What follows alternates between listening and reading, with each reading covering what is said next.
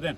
Продолжуваме со кампањата Ова е Македонија, Македонија за сите. Денеска сме во посета на населените места Чифлик, Умлена и Робово, значи во крајниот исток на државата, во општина Пекчево.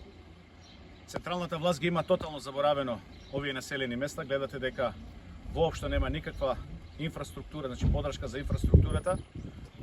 Иако од наша страна постојано бараме интервенции во буџетот, последното што го баравме беа 620.000 евра за изградба, односно инфраструктурно поврзување токму на тие три населени места, истите беа одбиени.